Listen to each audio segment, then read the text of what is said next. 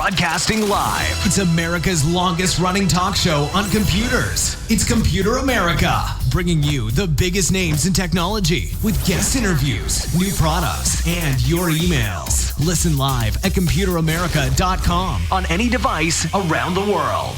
Email the show at live@computeramerica.com or find us on social media. Be sure to check out our website for contests, giveaways, show notes, live video stream, podcasts, and more. You're listening to Computer America. Hello and welcome everyone into the Computer America Show. We are the nation's longest running nationally syndicated radio talk show on computers and technology. Everyone, hey, turn podcast. Welcome into the program today. We have a great show planned for you where we have, of course, Ralph Bond. He joins us every Friday of the week actually every Friday. I don't have to say of the week because there's only one Friday of the week last I checked. But everyone, I hope that you're doing well and you're getting ready for Memorial Day weekend. That's obviously, watching a little bit of the news, not much, but I got to say that I think there's going to be something like 33 or 38 million people traveling, and a lot of that by car, some of that by flight. Everyone, hope that you stay safe and you get where you're going as quickly as possible. Have some fun out there. But in the meantime, hey, Computer America has your back for this Friday. So with that being said, computeramerica.com, that's where you'll find everything, including past shows, future shows, show notes, articles, reviews, topics, and hey, especially for Ralph's shows, we try to include, everything right there. So if you're busy, if you're driving, if you're traveling, don't worry. ComputerAmerica.com has it right there for you. So with that being said, why don't we go ahead, bring in Ralph, and just get started because we have a great mixed bag of topics today. Everything from space, ocean, solar, green energy. Ladies and gentlemen, this is going to be a lot of fun. So with that being said, let's bring in Ralph. So Ralph Bond, he is a longtime Computer America correspondent and, of course, friend of the show. He's now our science and technology trends correspondent who, really tries to cover everything from everything that tech and where it's going and where it's currently at. Stuff that you may not have noticed or may not have picked up on. Ralph sure does a good job of going out there and finding those stories for you. So welcome onto the program once again. Ralph, how you doing?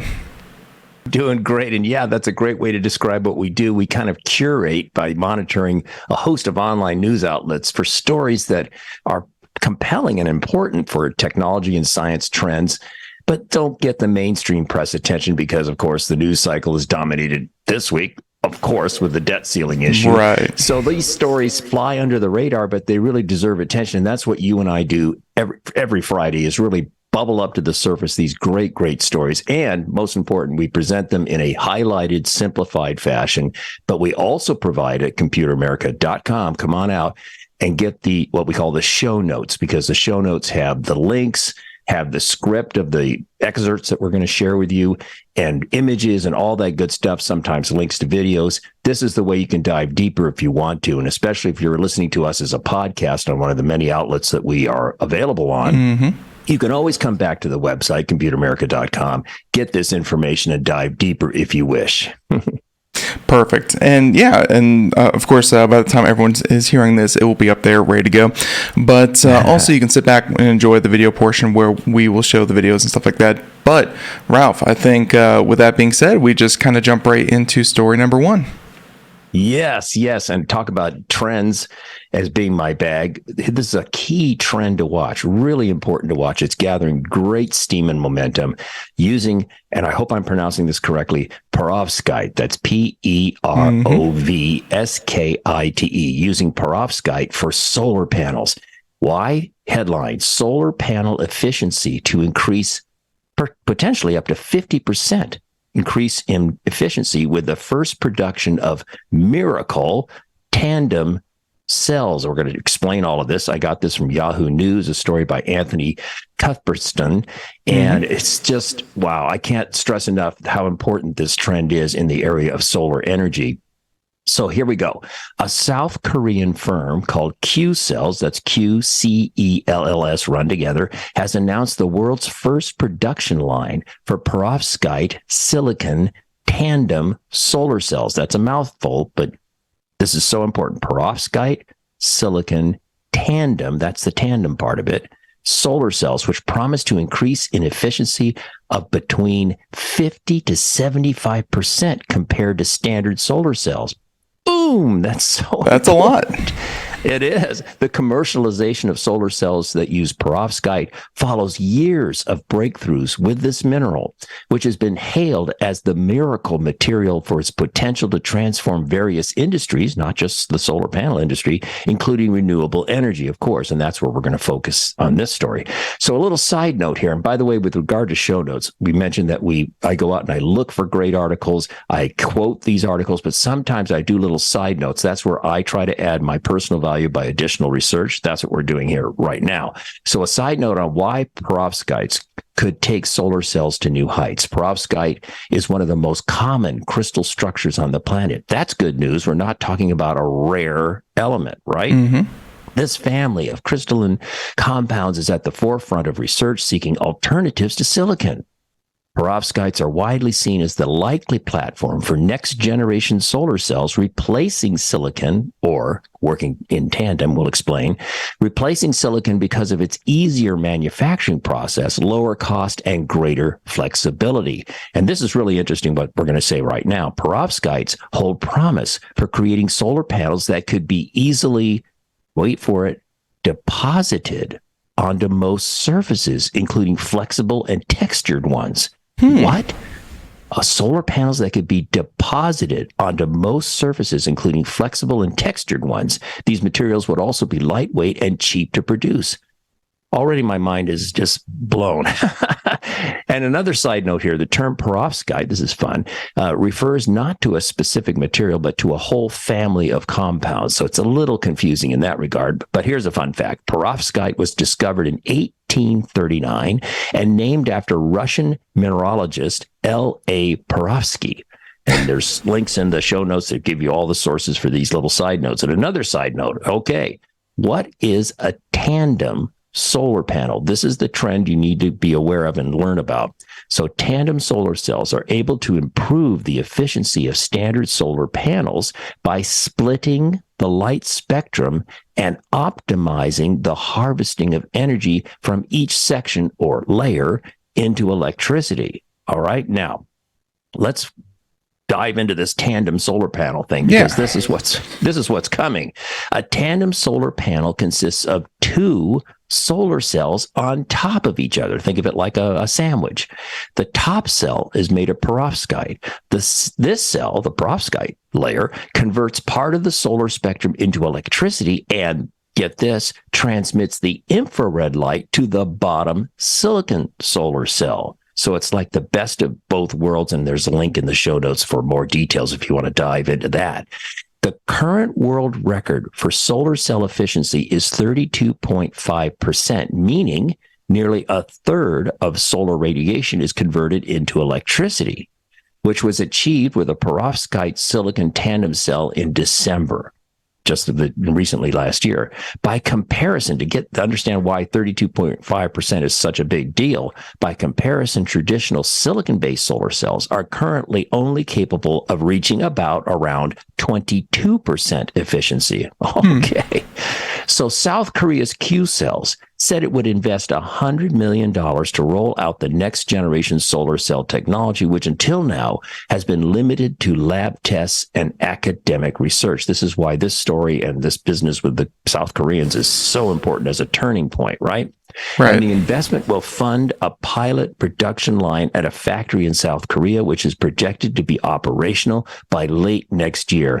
And then if you want to come out and get the show notes, I'm not going to spend time on this, but there's a great related story about our old buddy Bill Gates investing in this technology and a company that's pursuing it as well. So you can check that out and learn more. In fact, in the show notes, there's even a picture of a rock, as it were, with the perovskite crystals inside. It's kind of cool. Very, very interesting trend. Yeah, and went out there and kind of Googled what the current efficiency is, because 50 75% increase. that's a lot, but it doesn't mean that we'll be capturing, 75% of the solar energy out there. It's more so we go from 22%, like you said, up to, 30, 35, whatever they can kind of push this to. And I found a nice little chart. This one coming from cleanenergyreviews.info, who, does a lot of solar energy. And they have this chart here, and it's a little, it's a little future seeing because, they're in like the second half of 2023 all the way up to the first half of 2025. And you can see where this top blue line graph, for those who can't see the image, is just, way ahead of, kind of the expected gains of the other types of solar panels. So great chart. It's Rob, and really, there's a point to which, and I know that we're already there for, turning new green energy versus drilling for more oil or, fossil fuels or things like that. Right. And at some point, you're going to hit that tipping point where spending, $100 on spending any amount of money on fossil versus green energy, it doesn't really come, the math tips in favor of the green energy, even with installation and production and all that kind of thing.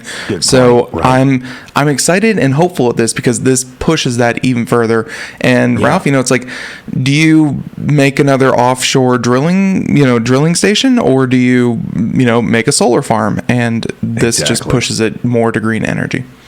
Yeah, it's a very exciting development. Love this chart, by the way. That's terrific. Yeah, I'll go ahead and send that to you. It's please do. That's really cool. In fact, if you can insert it into the show notes, that would be great. Yeah, sure. I'll definitely do that for the nice folks out there who check out the show notes. I'll include this graph, so we'll keep that. That'd be great. And your chart shows that top line that's so important. Notice the call out, the tandem. It's all about the perovskite. So there you go. Cool. Yeah, it's great promise, and that's what you need. You need those big advancements, and they're happening. So that's where technology is hopeful. Everyone's talking about how technology is like AI is going to ruin everything. It's going to put everyone out of work, and technology is going to destroy us all. But no, technology has a lot of promise and a lot of future. So there you go. Story number 1, Ralph. Let's go ahead and go on over to story number 2. Yeah. In fact, your last comments remind me that usually at the beginning of each show we talk about you're going to be left feeling better after today's show. We don't do negative. Right. Okay, so the next story headline, first of its kind mission makes major discovery about the unknown depths of our oceans. And this comes from a really interesting outlet I've gotten onto lately called the Cool Down newsletter. Funny kind of name, but a story here by Brett Aresco. And also, I went out to the website of the company in question. All those links are in the show notes if you're interested in pursuing this. So let's get into this. Ben, on our May 5 show a couple weeks ago, we talked about how there are huge gaps in our knowledge of life forms in the Earth's oceans. Remember that it said of the 2.2 million species believed to exist in our oceans, only 240,000 have been described or identified by scientists. When you think about that compared to an estimated, they don't know for sure, 2.2 million, it's just like, what? Well, if you want another mind-blowing factoid, I picked up this next factoid from the article in question. 80%, let this sink in, 80% of the world's oceans remain unmapped. Meaning the bottom surfaces of our oceans, 80% unmapped, making it difficult, of course, for scientists to understand the full picture of ocean sustainability, topography, and biodiversity. That's the problem, 80%. Wow. So enter, luckily, an American company has set out to change this, to help conquer this. California-based technology startup, an outfit called Sail Drone, SAIL Drone, with the help from the National Oceanic and Atmospheric Administration and the Bureau of Ocean Energy Management, so they're in very good company, you can tell, recently completed a historic, crewless mission to map more than 17,000 square miles of the previously unknown ocean floor around Alaska's Aleutian Islands and off the California coast. How about that? That is so cool that they're able to do this crewless. They didn't have to, feed and supply and, take someone's time. They could just send it out and get the data. It's crazy. Yeah, exactly. A great video you're showing, by the way, on your screen. That's awesome. It's showing the vessel in question. So the mission mission was undertaken using a vessel called the Sail Drone Surveyor. So Sail Drone's the company name. The little vessel's called Sail Drone Surveyor, which the company calls and claims is the world's largest uncrewed or autonomous ocean mapping vehicle. And the vessel took 52 days to map the area around Alaska's Aleutian Islands before embarking upon its second mission related off the California coast. And the missions, which mapped high priority areas across key regions in high resolution, yielded unexpected discoveries. For example, a previously unknown seamount or mountain on the bottom of the sea, standing approximately 1,000 meters high. That would be about 3,200 feet. So this kind of stuff nobody knew existed. Right? Yeah. And a little more about Sail Drone, the company, because I found this to be interesting. So I went out to their website and pulled out a few key points. So per Sail Drone's website, Sail Drone designs, manufactures, and operates unmanned sailing vessels. The company's sail drones are wind and solar-powered autonomous surface vehicles, which make cost-effective ocean data collection possible at scale, which they demonstrated with this experiment, this world's first experiment that we just highlighted. The Sail Drone team collects critical marine data delivered in real time from any ocean at any time of year.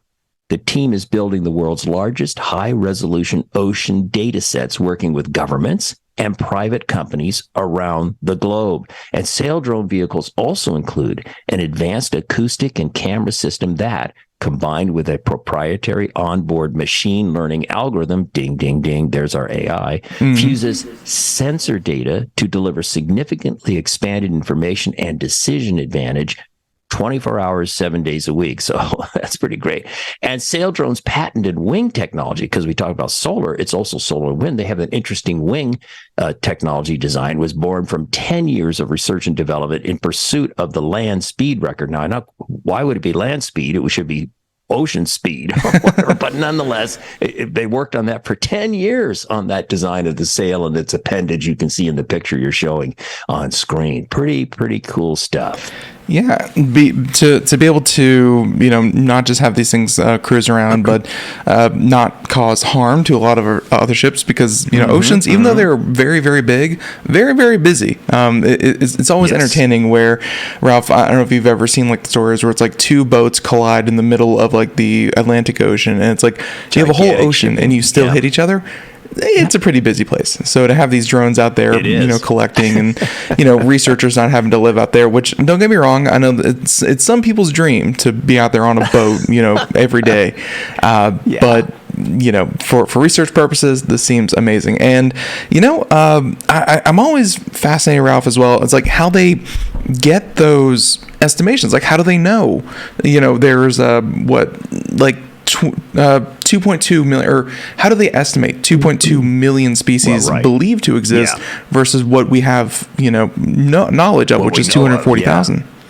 Right. Yeah. No, all these estimates are kind of amazing. And I bet the 80% of the Earth's ocean bottom's not being surveyed. That's probably pretty easy to get that within reason. But you're right about the species. It's all speculation, but it is always fun and interesting. It's not that I'm doubting it. It's not that I'm doubting that the number is accurate or not. It's just that there's so much to explore. And, I also have to say to people, it's like, people are like, why are we exploring space when we haven't even explored the ocean, blah, blah, blah. It's like, we could do both at the same time.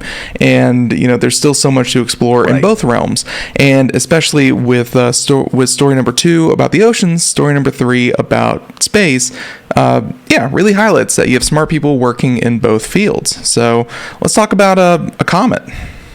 Yes, this is really fun because it has to do with a persistent or long-standing theory that scientists have been wrestling with, is how did the Earth get its water to begin with? Okay, so this is where this is coming from. We'll dig into this now. The headline is James Webb Telescope spots ancient water frozen in a near-Earth comet, and the scientists want to go out there and collect it. Got this from a great website called Live Science. The posting, though, was via msn.com, and a story by Joanna Thompson. Great story. Fun illustration, too, in this, an artist's impression of what this comet would look like, or looks like, rather. So here we go. For the first time, NASA's James Webb Space Telescope has spotted a water-rich comet in the inner solar system. NASA recently announced this, and the finding may help to solve the long-held mystery of how Earth got its water, the research team said in a study published 15th of May, just very recently, in the journal Nature.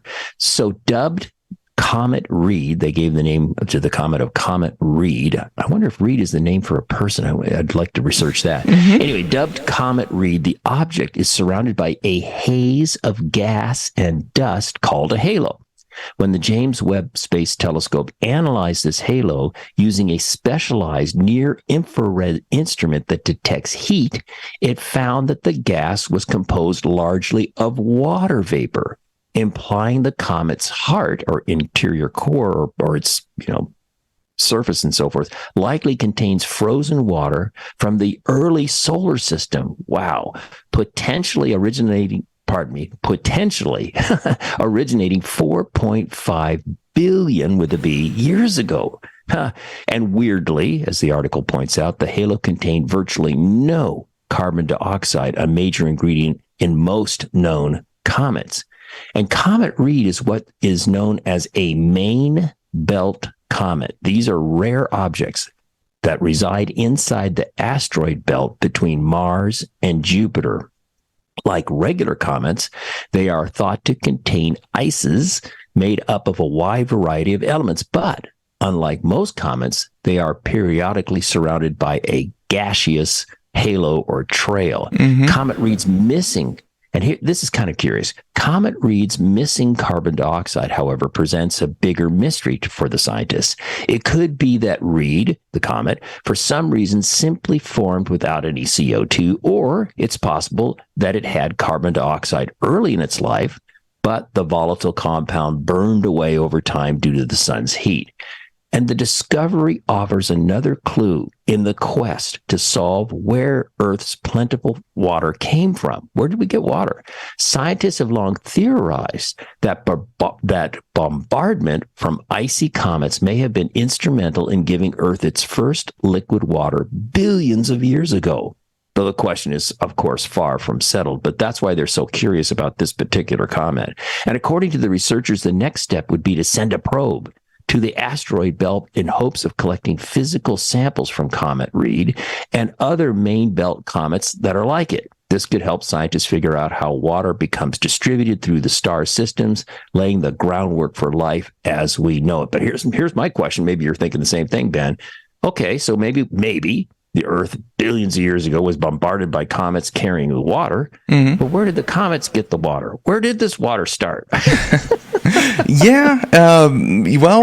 If you ask anyone like Carl Sagan, inside the heart of a star, and that's how every element is formed.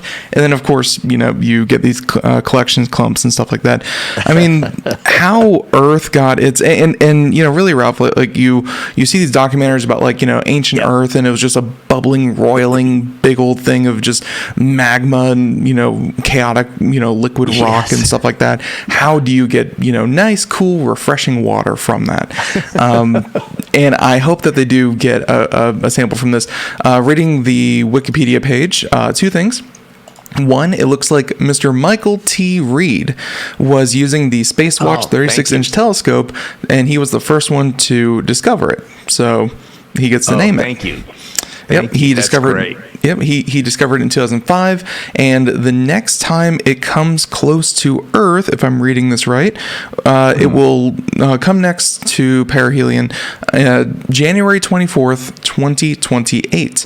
So I guess for NASA, that's a good enough, head start to kind of say we have 5 years to, get something on its way and go collect something from this. So hey, maybe they'll be able to get on there. I mean, Ralph, it wasn't that long ago that they actually landed the first ever drone lander thing on a comet. It was like that duck, shaped comet not too long ago, and it did that famous, bounce and skip. But they've landed on a comet before. They can probably do it again, and this time maybe get something back. So pretty cool. exciting things are happening in space. It's very, very cool. So that's story number 3 with that, and story number 4. And by the way, they want to take samples. I guess the next iteration, and this is something that I think Elon Musk has stated in the past, and NASA has stated in the past that they want. Ralph, the future, if you want to talk about future trends, the idea of mining asteroids, capturing asteroids and putting them in orbit around the moon or Earth, and then mining them for their resources, because, here on Earth, we have X amount of rock, we have X amount of minerals, we have X amount of iron, we have X amount of everything. So to be able to take those materials from an asteroid belt or from outside Earth, we suddenly open up a lot more resources. Some people have estimated, like, in terms of like today's economic numbers, which inflation being what it is, before it was like, quintillions or like, above that, like amount of material and metal and resources out there in the, in the asteroid belt. So, it's something that we need to work on, but samples first, water, all that good thing, we're going to work towards it. Now, something that's here that's probably, Ralph, a little bit too soon. I don't think anyone's really ready for story number 4 by any stretch of the imagination. And I have to preface this. I've been, kind of keeping up with Meta and what they're doing with their virtual reality. They're, they just had their financials come out, Ralph, and, I'm not going to talk about stocks here, but they have been losing a lot of money. I think they said last quarter they lost like $4 billion in a single quarter. Because, Ralph, developing a technology and serving up ads or, making it a sellable product that people want to invest in, it takes a lot of investment, and a lot of people have said they need to stop doing this. They need to, stop losing so much money. I've heard rumors that Facebook is actually moving away from VR and into AI. And I got to say, they just reasserted themselves a couple of weeks ago saying, we are not going to stop doing VR. We still believe it has a place, and we're going to continue to develop it. And story number 4 is, I wanted to put that out there, Ralph, because I know some people already think that, and hope, I'll be honest, that there's a little bit of hope in there, Ralph, that they think that Facebook is going to stop messing with, the metaverse and VR spaces and things like that. But I just want to assure everyone, they're not done with it yet. So if you're hoping and or concerned, story number 4 really highlights that they're not done with it, and it's coming to more places.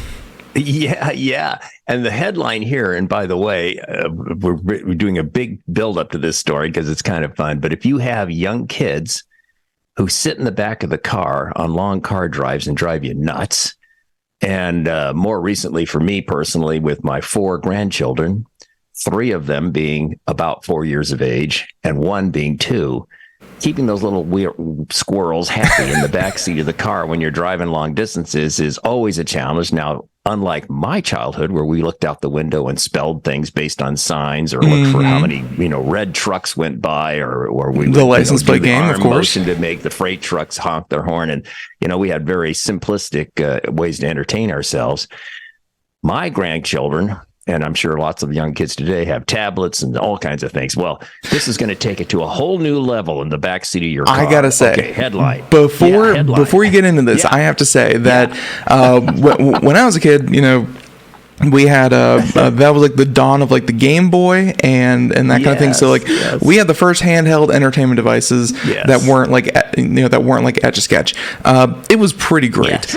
And but I was always envious because, when I got a little bit older, Ralph, that was when those giant tanks of mom vans, those giant soccer vans that those parents had, and they had like the screen that would flip down, and they had like DVD players and VHS players built into the car. Yes, that's right. Man, that was the height of luxury. Just cruising down the highway and seeing everyone else have that. We never had one, but it was so cool back then. Okay, please continue.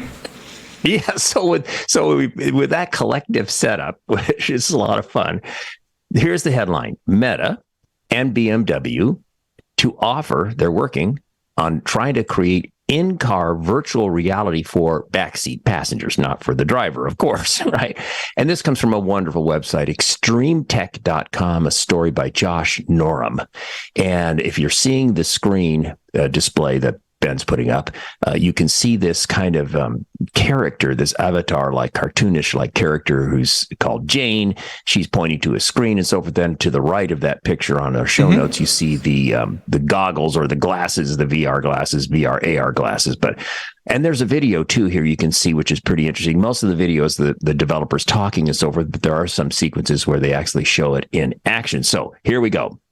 Meta's Reality Lab division is partnering with BMW to explore the possibilities of virtual reality and augmented reality experience while riding as a passenger in one of its future cars. So talk about something that's a key trend or forward looking. We're not talking about something that's here today, folks. We're talking about something in development.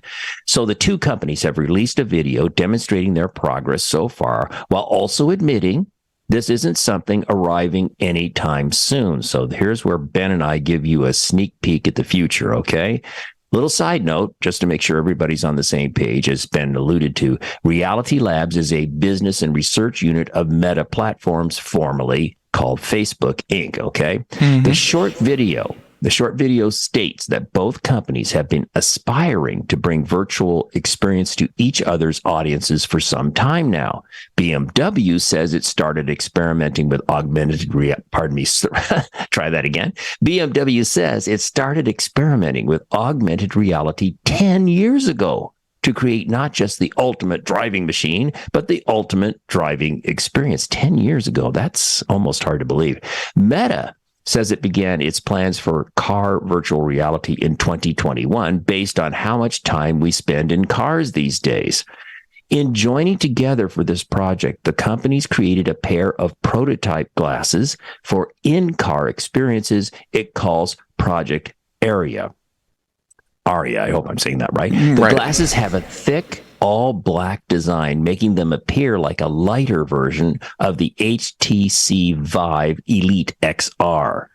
Now this is the important technology challenge here. The biggest hurdle both companies initially had to overcome was how to track objects while in a fast-moving car, which they say was a problem that had never been previously solved. That's because everything in the vehicle, of course, is moving in relation to the VR headset while the car is moving through the world. This means the headset can't display stable VR content like it typically would do in your living room, for example. Yeah, I never really considered that because, when you set up and I know that tons of people have VR, so I'm, preaching to the choir. Sure. But yeah, you set up, 5, 8, 12 different sensors around a room and they catch you from different angles. But yeah, those are very, very stationary. And the only thing that moves is yourself. So it's very easy to, kind of take those measurements. But I never considered that, in a moving car, it would make that much of a difference. But interesting. Huge challenge, right? So to figure this problem out, Meta connected its Project Aria glasses to BMW's sensor array. This allowed Meta engineers to improve the tracking system to understand the device's location inside the car and where the car is in relation to the outside world. I mean, talk about a mind-melting challenge. Wow. This allows projected objects to be anchored inside the car while it's moving, which they say is a breakthrough. Well, I would certainly say it is. It even allows the placement of augmented reality objects outside the vehicle. What? Wow. I mean, to me, it's just and I love your video. The video snippets from this are really great. It's a great video to go and check out. I think it's that one right there for everyone just listening. They have like an airplane, little cartoon airplane, collecting medals, like Mario-esque side scroller. Yes. But of course, it's in real life, and you kind of use your hands like an airplane, like you would, stick your hand out a window in the air, and you can control it that way. Very, very cool. Yeah. Isn't that something? The little airplane, again, is flying out, virtually speaking, flying outside. So it's not in the cabin of the car, it's outside. So they have a combination of in-cabin and outside of the car experiences. I saw this story. I thought it was just so fascinating. It definitely speaks to something that we've been seeing here and there, which is, Ralph, technology companies see the car as the third space. The first space being your home, the second space being your office or wherever you work, and the third space being your car now. And they're looking at people that are commuting for an hour a day. They're looking at people who travel or like to travel. They're looking at people who spend a lot of time in their car. And, they say they've been working on this since 2021. I think the plans have been there a little bit longer because, the pandemic, I'm sure, had a lot of people not commuting as much as they normally would. But this has been in the works for a bit, but it's turning that car into and think about this, Ralph, from like a marketing perspective. Like they want you to be just as, I guess, kind of like consumeristic in your car. They want you to listen to music, watch movies, play video games, browse the web, do online shopping. They want you to do everything that you're comfortable with doing at home or the office, doing in the car. And they need to make new tools for you to be able to do that effectively. So that's the trend. That's what we're looking, kind of between BMW and Meta.